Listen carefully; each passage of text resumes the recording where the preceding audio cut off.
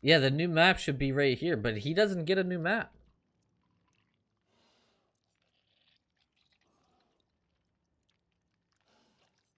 That really sucks.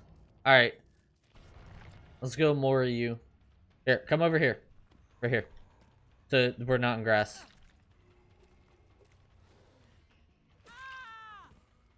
Crawl this way a little bit. Back here. Alright. Better blow my dick off.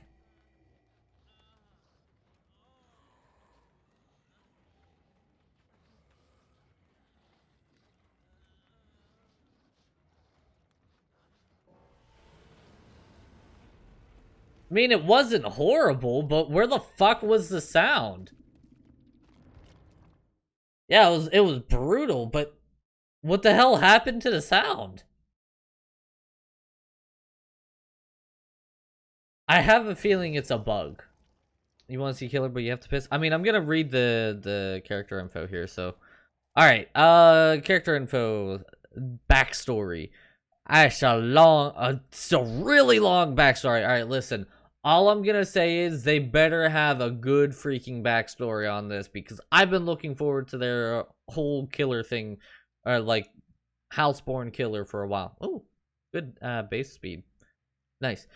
To understand the human condition, one must rise above it. This was the credo of Talbot Grimes, a Scottish chemist whose unrestrained ambition took him to towering heights. As a boy, he was a popular child, bright and charismatic, and unafraid to challenge authority, yet despite his social graces, he was fiercely independent, spending much of his time exploring and sprawling fields near his town alone. What began as a child's curiosity nearly turned deadly after experimenting with a patch of poisonous foxglove. For days he laid in bed, dripping with sweat, purging any food that touched his stomach. When he recovered, it wasn't fear that gripped him, but fascination. There was something magical in how a single flower could so drastically affect him. Into his adult years, his ambition developed as quickly as his questionable methods. He attended the London School of Medicine, excelled despite several reprimands. His willingness to push the limits secured him a position with the British East India Company, and within 7 years he was made head chemist. In time, he completed one of his greatest achievements, a chemical that could increase a worker's productivity while reducing their need for rest. He was rewarded with a secret laboratory beneath a prison camp on Dyer Island. Beneath a prison camp? That does not sound normal. There, off the coast of India, prisoners from the opium ward became his unwilling subjects, leading to a drug that allowed soldiers to withstand incredible amounts of pain. Though most side effects were minor, there were rumors that a small number of soldiers went mad. In feral states, they massacred villages, impaling the populace on bayonets, leaving them hanging from trees. There were no official reports on the subject, and Talbot refused to blame himself for what could only be exaggerated war stories. A little too much fluff here, I'm reading. Though his callous brilliance seemed unflappable. Unflappable? Okay. Alright. He was ignorant to the enemies his questionable work had amassed. The realization struck him quite literally with a steel pipe to the back of his head during a trip to Mangalore. He was bound and loaded into a wagon. When his blindfold was removed, a sickly man showed him a mass grave filled with hundreds of bodies. Unbeknownst to Talbot, his productivity increasing drug had killed nearly an entire factory's worth of workers. He knew he couldn't defend himself against the anger and accusations of his abductor. All he could do was curl up as the blows from the steel pipe rained down. His body was thrown into the grave and left for dead. Shifting between consciousness and the darkest black, he crawled for an escape. Fingers sinking into rotting flesh, black flies feasted on his uncovered skin. Then the sensation of 100 pin pricks stabbing into him. As he collapsed, he came face to face with a dead woman's dazzling hazel eyes. Too weak to pull away, he could do nothing but witness his life's work. Simba, what are you doing? Calm down, dude. Then, from the edge of death, he was brought back. He found himself on a small bed as a kindly wrinkled face looked over him. With each pain breath, he was nursed back to health in an ancient mystery school posing as a monastery. In verdant gardens behind tall, unassuming walls, monks studied forbidden texts, striving to expand the human mind in search for other dimensions, believing one to be connected to the other. Ugh. Talbot's knowledge proved indispensable, his mind-altering chemicals and integrating seamlessly with theories of neural expansion. Yeah, very long backstory. He realized then that his salvation was no coincidence. He was plucked from the pit specifically to advance the school's knowledge. He agreed to help until his recovery was complete, being tasked with researching what the monks called the soul chemical, a compound derived from the pineal gland that could open a mind's eye. What began as a favor to his saviors soon became an obsession. Poring over the school's archives of lost texts, he uncovered scientific formulas that confirmed previously unthinkable ideas. He dreamt of ushering humankind into a new period of enlightenment. Perhaps then the nightmares of hundreds of dead factory workers and of those two hazel eyes would fade from his mind.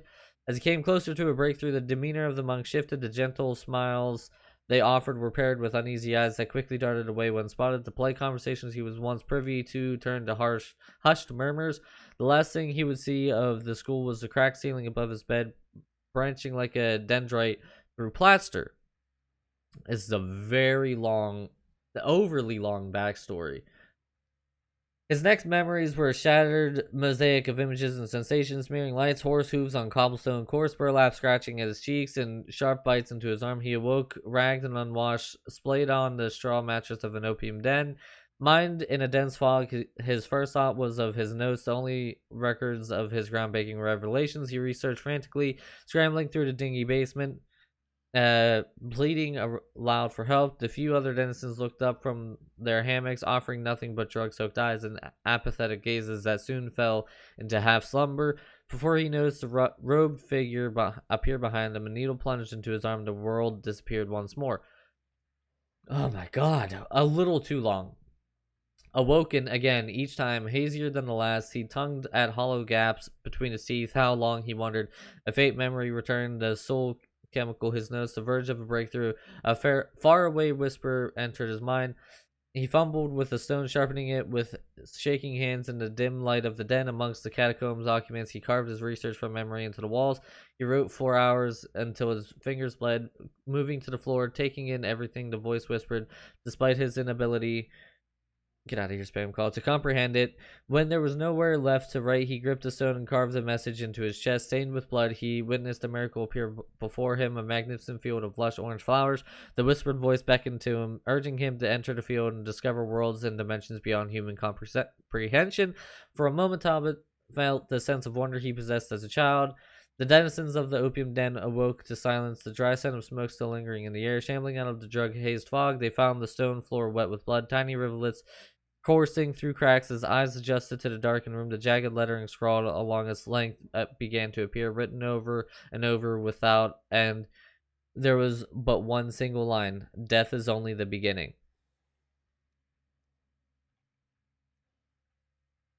All of that just to say death is only the beginning. Jesus. All right. Dragon's Grip. After kicking the generator for the next 30 seconds, the first survivor that interacts with it will scream, revealing their location for 4 seconds and becoming afflicted with the exposed status effect for 60 seconds. That seems very overpowered. I love it. Hex that gains the entity's favor when blood is spilled. When a survivor is hit with pallets within 16 meters of your location are held in place by an entity for 15 seconds. So these pallets cannot be pulled down. It has a cooldown of 6 seconds. All right. A Hex which maintains the Vile powers that flow throughout the trial. While Hex Undying is active, survivors within 2 meters of any totem have their aura revealed for 4 seconds. When another Hex totem is cleansed, that Hex transfers to an available Dull totem, losing any tokens in the process.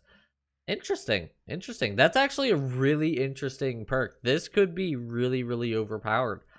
These two right here could be very overpowered. Alright. Special ability, Rush. Press the power button to quickly rush forward. Doing so consumes a rush token. While performing rush, the Blight cannot launch an attack. Rush into a wall or obstacle in the environment to slam into it. If the rush fails to connect with the wall or obstacle, or if the Blight is out of rush tokens, he will enter a short fatigue state, begin recharging the tokens. Following a slam, press the power button to launch a lethal rush. Doing so consumes a rush token. A lethal rush behaves the same as a rush, except that the Blight may launch an attack by pressing the attack button. Okay, that's a little interesting. I don't really get his power, but we'll dump some blood points into him and See what happens. Okay. At least it's the family residence. Also, this man is massively hunchback. Okay, so I got both hands up, which is really, really interesting. First and foremost, I have both hands up. Also, hold on. Let me do this. Woo! Let's go up here so you can actually see my ability. There we go. That way you guys can actually... Ooh, alright. Lethal Rush. Okay, interesting, interesting, very interesting.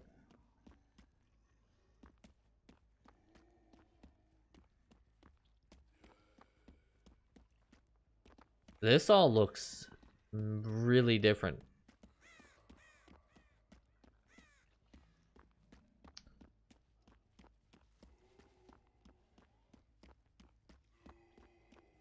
Oh. There we go. Wow, that was a really silent hit.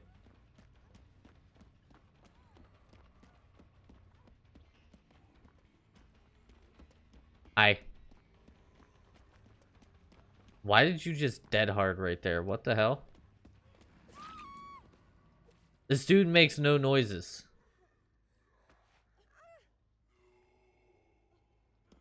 This killer makes literally no noises.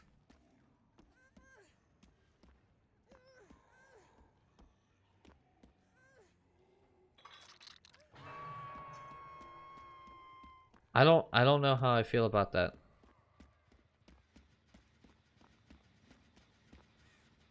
No, he's definitely not tall. The generator either got bigger or he's definitely not very tall.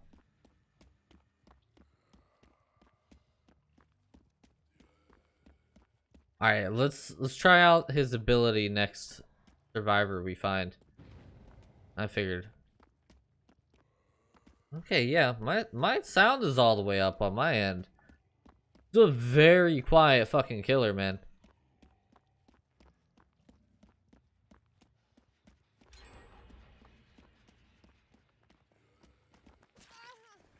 Alright, we got a free hit there. So I need to slam into something. I feel really short, actually.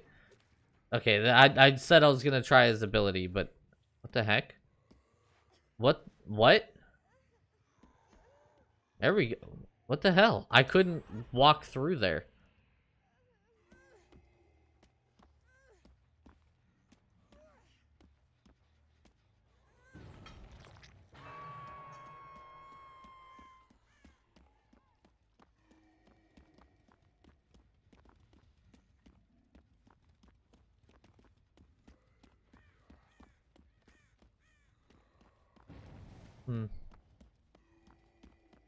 Alright, there's the injured one.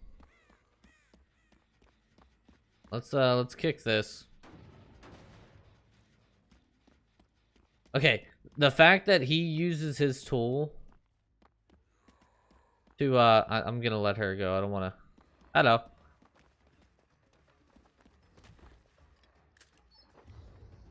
Okay, I don't understand this at all. I don't understand the ability.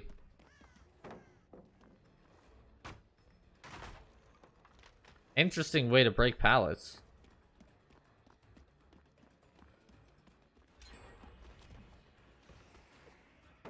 Okay. Okay, that's really weird. I have to run into a wall.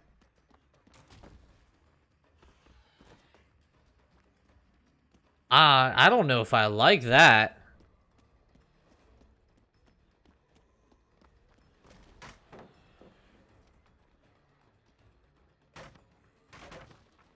I don't know if I like that at all, man. How far can I go? Can I hit this?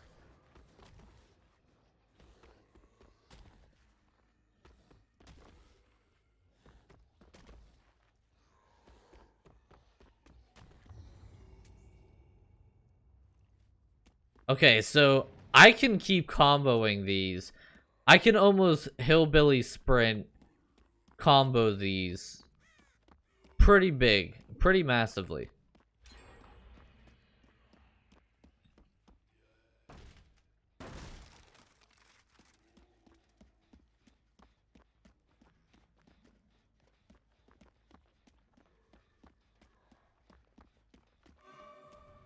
It's pretty much just another Billy. Another Billy and Oni. Where'd you go, Naya?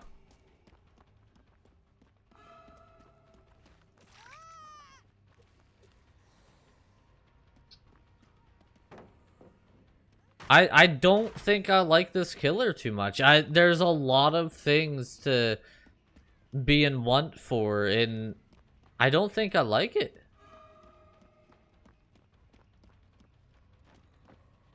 Hi.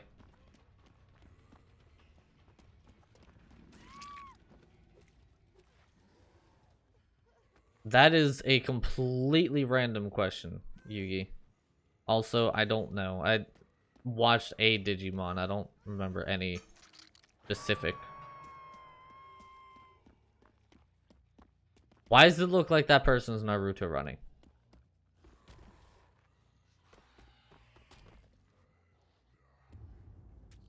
My god. Alright, so you can't turn when rushing.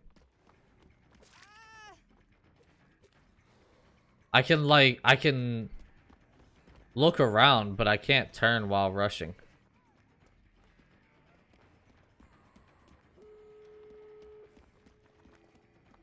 Once again, I don't understand why you dead-hearted.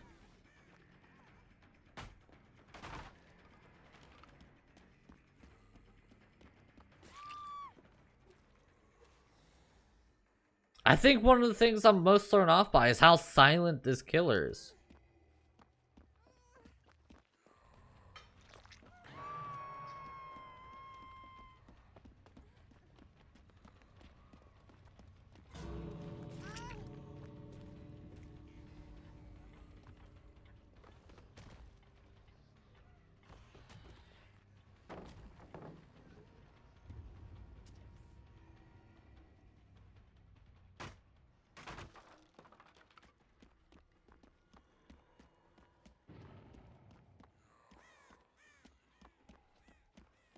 It almost feels like every sound right now is quieter than it should be.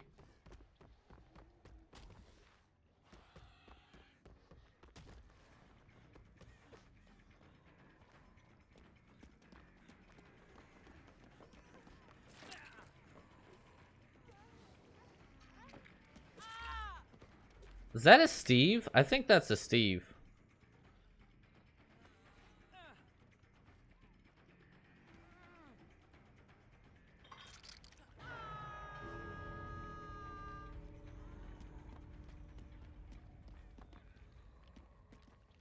They succeeded in blinding me as I hooked them. Hi. There you go. That's a better dead hard for you. You're death hook though. You should have thought this one through there, buddy. Oh, decisive strike, really? Gross.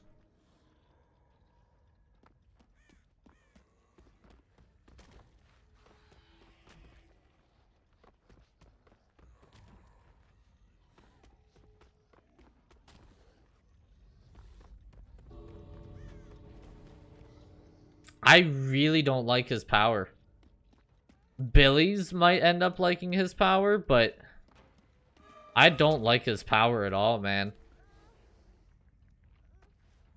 I can only sprint straight ahead, and I have to bounce into things to keep running. Let's test how far I can run. I can't even... I don't know, man. I'm a little I got some issues with this killer. What's up, Mandy?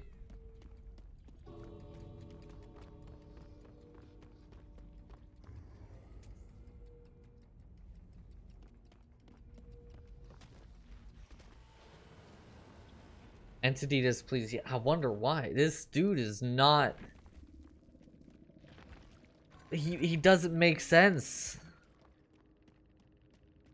There's nothing about this character that makes sense.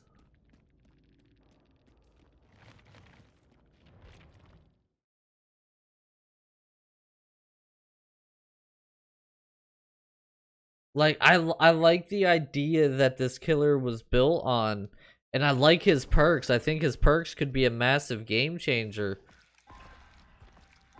But as a killer in general, backstory and all,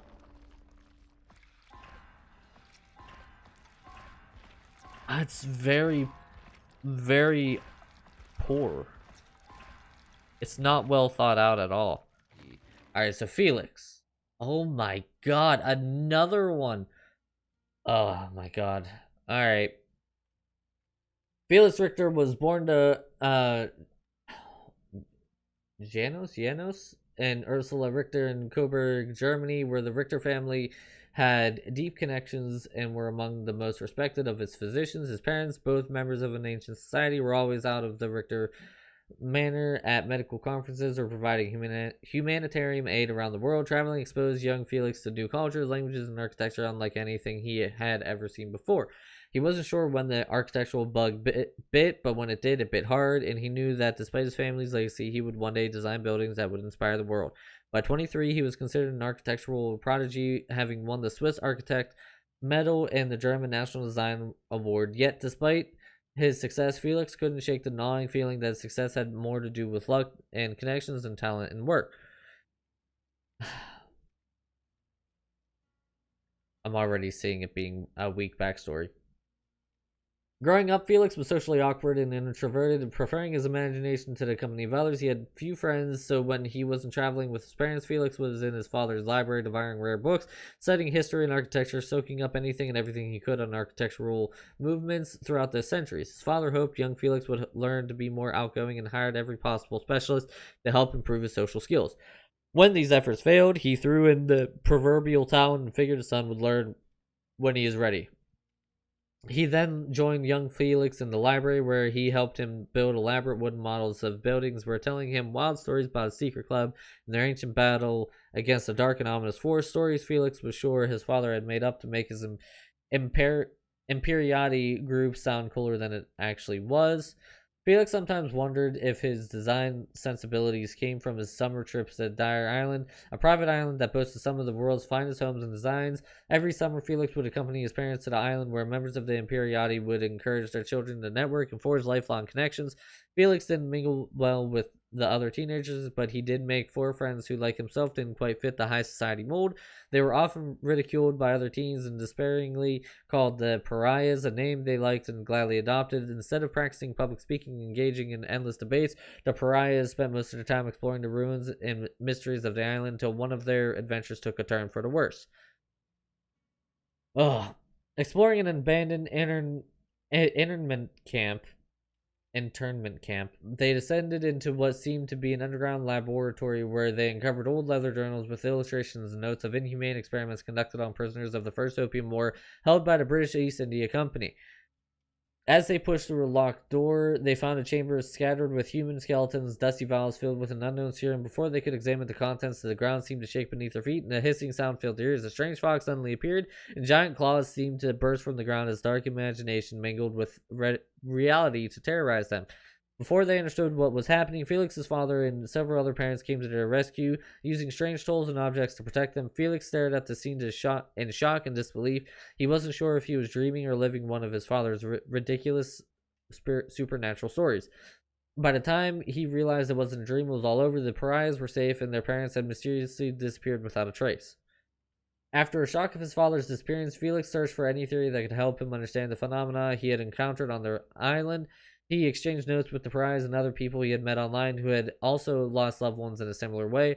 The tragedy had fostered a strong relationship between the pariahs, and for years they worked together to unravel the mystery of what had happened to their parents.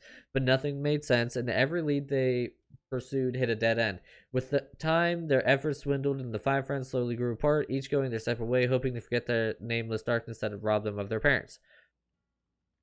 Over the years, Felix proved to be an exceptional architect. Though he found little inspiration working for others, he realized his father was right. His lack of social skills was holding him back. With dedication and purpose, he improved his diction and decorum and learn how to network or play act, and he liked to call it, as he liked to call it. He created the perfect facade to make himself more likable and popular with potential clients. After working for several architectural architectural firms, he established his firm with his colleague Lauren Golder. Both shared a similar vision and were philosophically opposed to formulaic modernist buildings, often experimenting with unusual materials, shapes, and structures. Felix continued to undermine traditional expectations in favor of the edgy, unconventional device that set the architectural world abuzz, but even when all the accolades, he couldn't shake the feeling that he was a phony, like an actor who had learned a part instead of a true architect who had inspired the world with an impeccable design. During these moments of insecurity and self-doubt, he would distract himself with endless parties and drown his anxieties in alcohol, wishing his father was still around for some harsh advice and tempered wisdom. Eventually, Felix's girlfriend announced that he was going to be a father. The news shook him to the core, and wanting to inspire his unborn child as much as his father inspired him, he quickly pulled his life together. What he needed was a project that would challenge him and cement his worth as an architect. As fate would have it, the perfect opportunity presented itself when old friends of his father commissioned his firm, Richter and Golder, to build something new and unconventional on Dyer Island. The challenge excited and terrified Felix, who now drowns his anxieties with articles and books on parenting. Within 6 months, the Dyer restoration project was underway, and as Felix surveyed the island, he suddenly heard a familiar voice calling out to him from beyond the shattered Victorian buildings and the crumbling ruins, hiding dark stories long hidden and forgotten.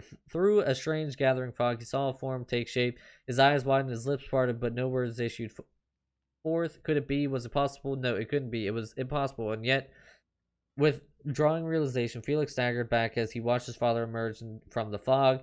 His legs felt weak and his rising heartbeat thrashed in his ears. It was him. It was really him. His unborn child would know his grandfather, and he could finally show him how much he had accomplished since he disappeared. They stared at one another for a long moment. Then his father gave him a look of disappointment, turned his back on him, and proceeded to walk away. Over his pounding heart, Felix chased after him and was never seen again. Okay, so a lengthy backstory, again, could have been shortened again.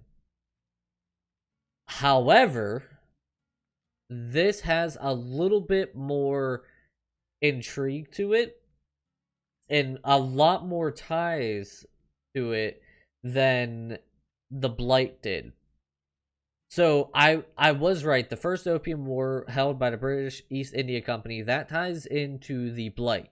This is talking about his old camp where he was doing test experiments and stuff like that. So as a kid or as a teen, he was exploring a abandoned island where he found the Blight's laboratory.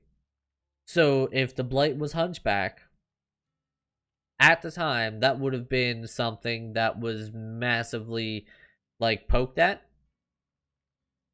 So this kind of puts a hole in the killer's story. However, I think it's really interesting that Felix's father and several other parents came to their rescue using strange tools and objects to protect them. It's very obvious that a strange fog, giant claws, all of that stuff is very obvious. It's talking about this realm, this area where the entity reigns. So Richter's father and the what did they call it? An ancient society. There's an ancient society that is legitimately going against, that it's aware of and going against this realm, trying to put an end to the entity that controls this realm, which is very, very, very interesting, because that now opens up the story of, okay, if there's a society that's fighting against it, is there a way that by the end of Dead by Daylight you can actually escape the fog? Because at the very end, his father appeared. I'm thinking that it was the entity's doing. Like, the entity made a premonition of his father, and it wasn't his actual father. But at the same time, it could have been his father. So that opens up the can of worms of, okay, if this is possible, if there's a way and there's ancient ruins and an ancient civilization, ancient society that is fighting against the entity, is there a way that every single one of these survivors can actually escape the fog? So that's a very, very, very interesting backstory. I actually really genuinely like this backstory. Even though it was a little wordy and it could have been limited down a little bit, I like this backstory because it now answers some questions of like who the entity is. It's an ancient being that has been at war with an ancient society for probably thousands of years, right? And there's been fights on both sides, and it said, hold on, la la la la. He exchanged notes with the pariahs and other people he had met online who had also lost loved ones in a similar way. I like that because now that's tying in every single other character that has disappeared. Their family, their loved ones, their friends are trying to search for them, because with every backstory so far, there's never been, oh, well, his family or her friends or his friends are trying to find them. Like, it was, oh, they were never seen again. There was never, it was always, oh, well, they just gave up, they're never going to be seen again. But obviously, if something crazy happens like that, someone who absolutely loves that person is not going to give up and is going to continue searching. So that is what this is saying. Like, those people who lost, like David King, Laurie Strode, Fang Min, Jake Park, all of them, their loved ones are still searching for them, and they have found that there have been other occurrences of the entity taking the survivors. So it's tying everything together and opening the possibility of, all right, this ancient society is fighting against the entity. Does that mean the entity isn't actually an all-powerful being, but is it more something that has created a realm, kind of like what Freddy did with the dream realm? It create a realm outside of, well, not outside of reality, but not able to be reached from just a normal means, because the whole ancient civilization, ancient society that, all of this is happening in ancient ruins where a killer was and it was appearing and he got taken, and he is the first survivor that willingly went into the fog, knowingly went into the fog. He's not just your average, oh, well, I'm just gonna walk in, or oh no, I've been captured. He was, oh, I'm gonna go get my dad. He's the first one who's like, I know what this is. Let's go fuck shit up. So I really, really, really, really, really like this backstory. Alright, Visionary. You're remarkably focused on your means of escape. You see generators auras within 32 meters. Anytime a generator is completed, Visionary has a cooldown of 20 seconds. Alright, you refuse to fail even during your darkest hour. For each injured, hooked, or dying survivor, increase the speed of your healing and unhooked actions by 10%. Okay. Built to last. You know how to get the most out of your tools. Once per trial, a depleted item will refill 30% of its charges after 10 seconds. Interesting. Alright, so built to last seems like a very interesting perk. I see some viability in built to last. The other perks, I'm a little hesitant of. Visionary is not too bad. I don't mind the whole visionary of the background of Visionary. Like, you can see the generator's auras, but you can already kind of see that to begin with. And so I feel like the visionary perk needs to already be retweaked, because everybody who plays this game for longer than 5 minutes knows that you want to look up and find the lights, so you don't really need to see the auras. Um, maybe instead of like you can see the aura, if you're working on a generator, your aura is invisible to the killer. That would be really good.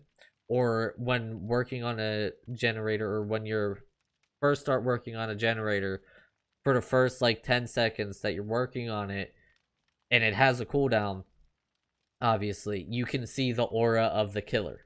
Like that would be a really really really really good perk, and it wouldn't be overpowered because you would know where the killer is, and it would promote the team play because you could be like, hey, the killer's over next to Killer Shack, you know, and you got 10 seconds to call out, look around and call out where the killer is, and then it has like a 60-second cooldown after you finish working on a generator. Not like if you're working on the generator it'll cool down. Like you have to stop working on a generator, or like it won't have that ordeal. I know what I'm trying to say. It's a little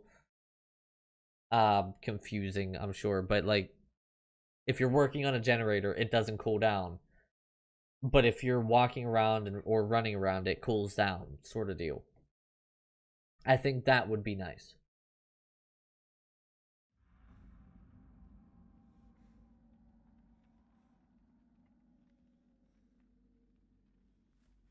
All right, let's see how facing the Blight is,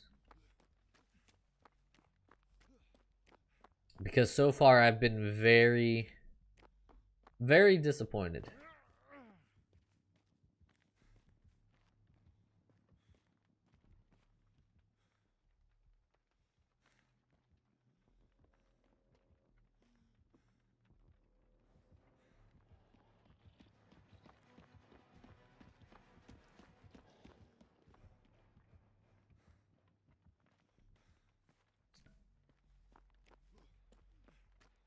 Okay, he's really, I mean, he is really quiet.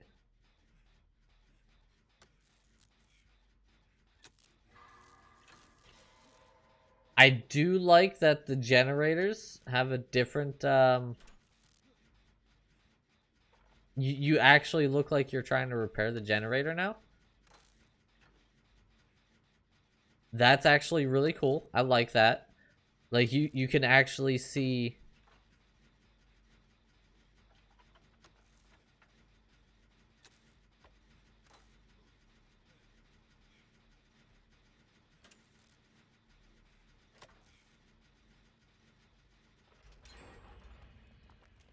That's really interesting.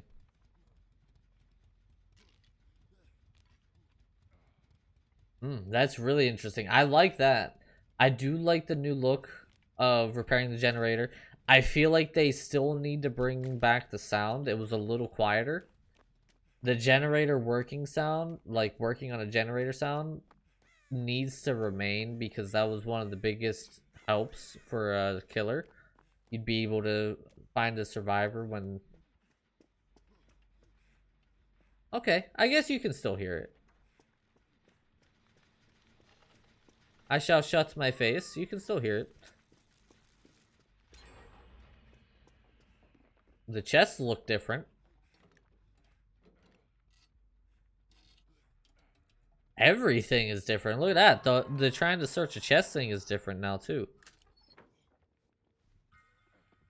I like that. I like that. I always hated the whole let me search around. No, no, no, no, no, no, no.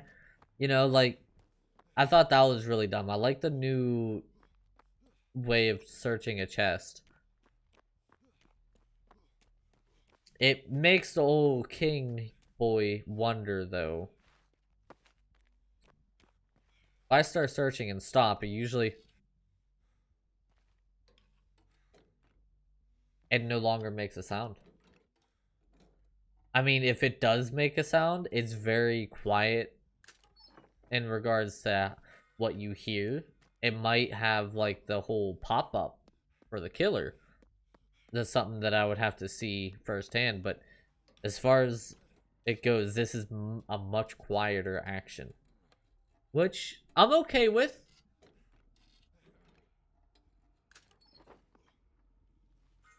I am okay with that because searching a chest was never really an actual loud process.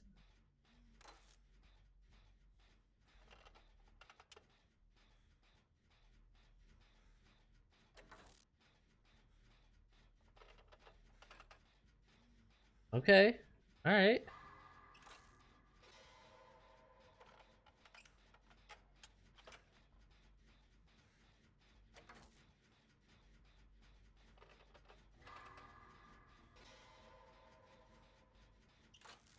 Okay, but now it has me wonder. Okay. So every side has a different look to it.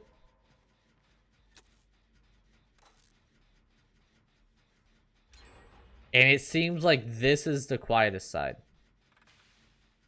Oh, that was different. Lockers? What's up, Badger? How you doing, man? Okay, I wanna test something. Okay. It still just blows up. It doesn't really have an animation.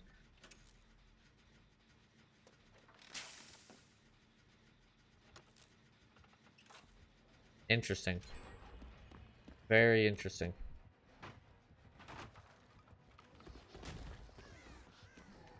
Nailed it, dude. Very interesting. Like I said, I do like the new generator work.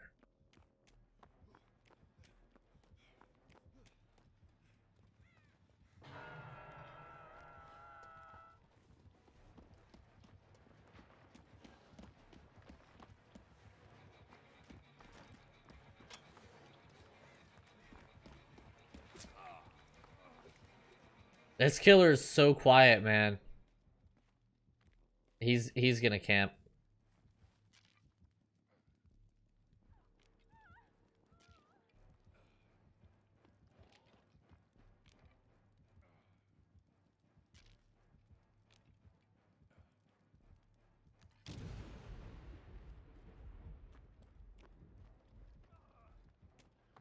He managed to get out at least.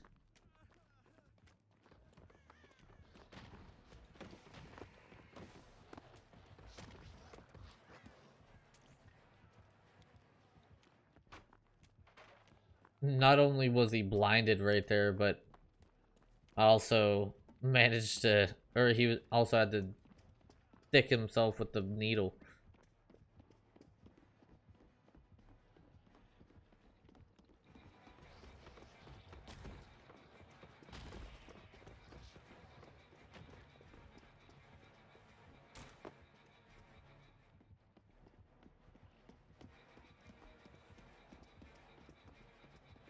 He's very easy to loop. Even though he's a faster killer, he's very easy to loop.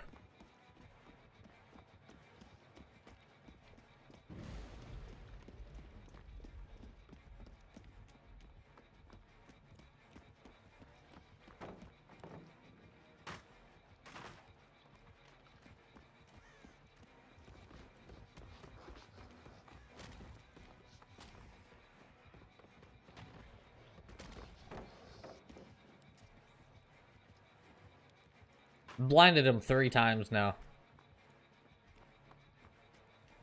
Yeah, this killer needs a rework already. I'm sorry, behavior. Normally, I love your killers and I give them the benefit of the doubt, but there is no way that this killer is viable by any means. He is less viable than freaking Legion and Clown. Alright, and that's saying something. He doesn't break pallets when he runs into them. So he just runs into them. Right? And then he just... Noed, really? Gross. He just Bounces around. What's the point of bouncing around? Like, why? Why is that a thing?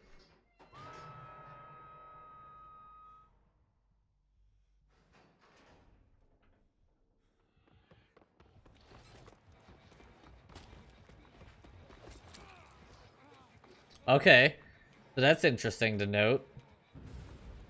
Whenever he's doing his little rush thing, it does not count for a no-ed hit.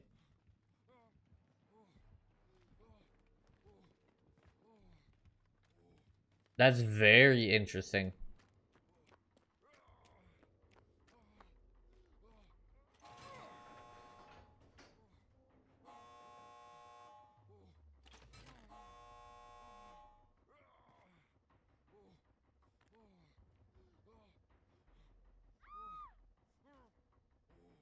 Up there? Really? Gross.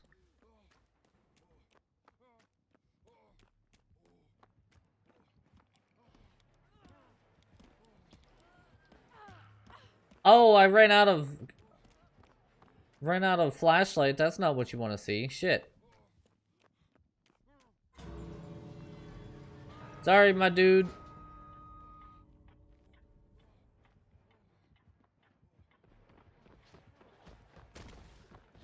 Hi. Yeah. Yeah, this is very lackluster, man. The killer's too quiet. Number one. The backstory is very lackluster. Number two.